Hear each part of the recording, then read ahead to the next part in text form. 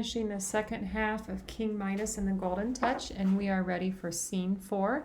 We've been talking about how this the genre that we are working on right now is a myth, which means that we have something that takes place a long time ago, and usually there is a character that is has special powers or mythical abilities. And then we also have some human characters as well.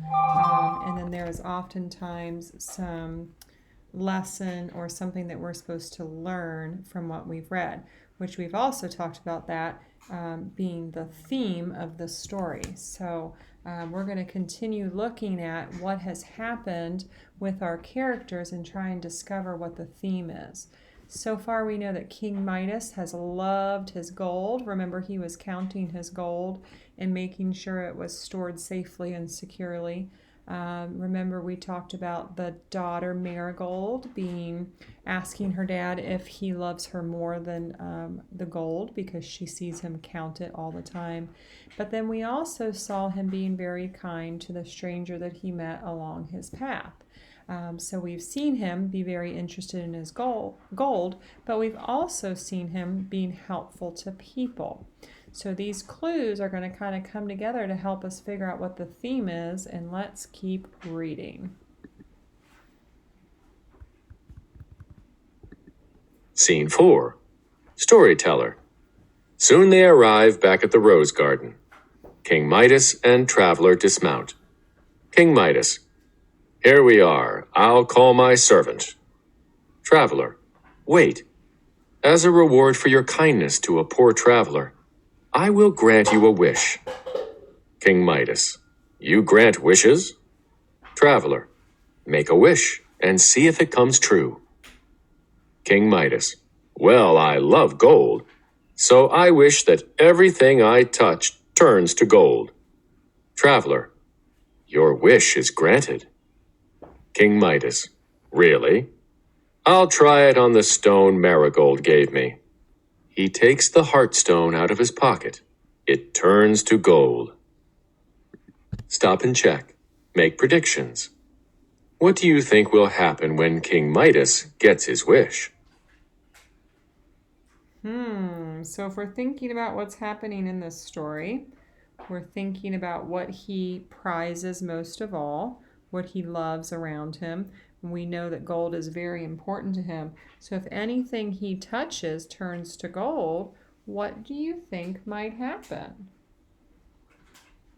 Hopefully you have an idea or two in your head. And so here we find King Midas back in the rose garden, and you find him being rewarded for his kindness, so that's definitely a good thing. And then you see him make the choice to have things turn to gold. You have a prediction in your head, what you think might happen for the rest of the story, so let's check and see. King Midas. Incredible, this stone has turned to gold. He picks up a rose. It turns to gold. Fantastic. This is gold too. What a perfect gift for Marigold. Marigold off stage. Papa will be home today, Rosie. We can watch for him over the garden wall. Marigold and Rosie enter. King Midas holds the rose out to Marigold. King Midas. Look, my daughter, a gold rose for you. Marigold's happy smile turns to shocked surprise. Marigold. Oh, Papa, how terrible. She smells it. It doesn't smell sweet. Okay, so we know that King Midas is very happy with his new ability to turn things to gold, but how does Marigold feel about the fact that the rose has been turned to gold? Does she like it? Is she happy? She says, how terrible. So why is it terrible that the rose turns to gold? What is she missing? She's missing the way it smells, right? She appreciated the rose just the way it was, and she didn't need it to be better or improved or something different. That might be part of our theme, that we're collecting ideas about the characters and what's happening in our story.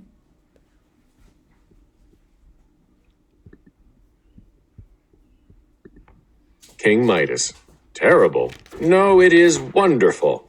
I can turn everything to gold. He reaches out to take her hand. She freezes in place as if turned to gold. Oh no, my precious daughter has turned to gold. Traveler. As you wished. You said, I wish everything I touch will turn to gold. King Midas. But, Traveler, no buts. You wished, and your wish came true. You were so obsessed with gold that all you wanted was more. King Midas. He gives an anguished cry. But now all I want is Marigold, alive again.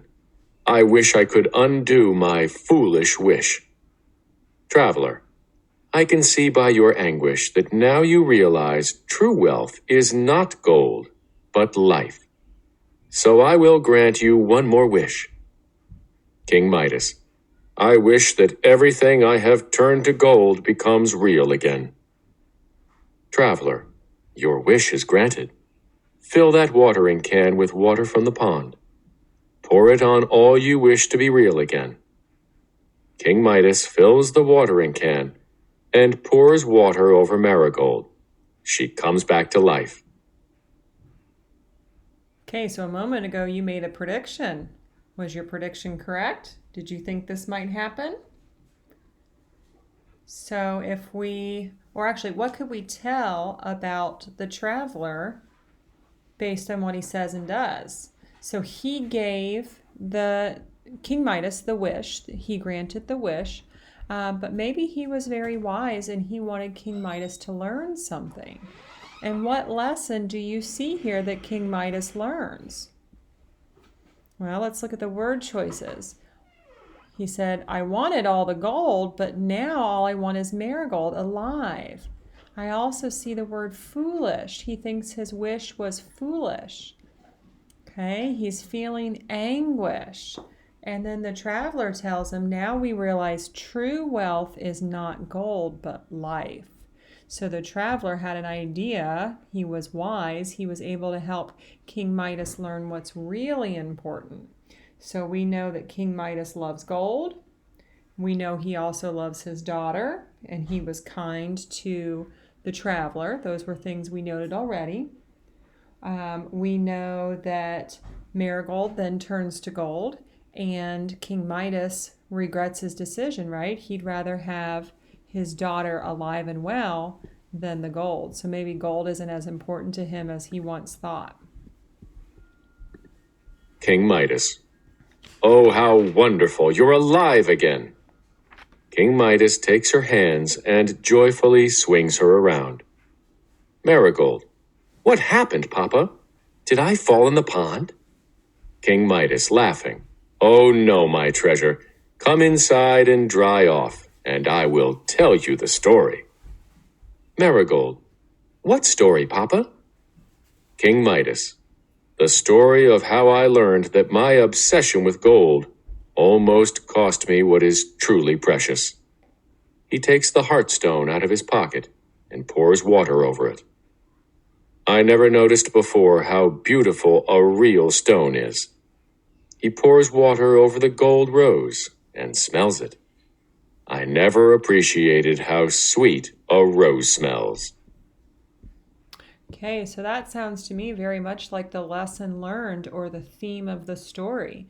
So he had an obsession with gold, it tells us, but now he knows what really is precious. His daughter, things the way that they were, the stone, the smell of a rose.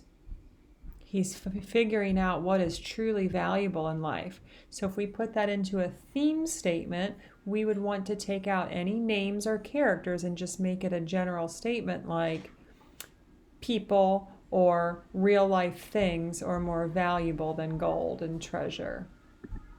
Nicholas enters. Nicholas. Breakfast is ready, Your Majesty. King Midas, to Traveler. Come, join us at breakfast. Traveler. Thank you, but I must be on my way. My leg is better, and I have other wishes to grant. Farewell. He exits. King Midas, calling after him. Farewell, and thank you. Marigold, thank you? For what, Papa? King Midas, for showing me what is more valuable than gold. At breakfast I will tell you the story of my foolish wish, and how you got wet without falling into the pond. King Midas takes Marigold's hand, and Marigold takes Rosie's hand. Marigold, Rosie, come with me to hear Papa's story. Storyteller, so ends the story of King Midas and the Golden Touch. All exit. Okay, so that's the end of our story here. So hopefully as you were reading, you were thinking about the characters and what was happening to them along the way, those events, and the idea of the theme or the lesson that was being learned, because you're going to have to answer that for yourself on your slides.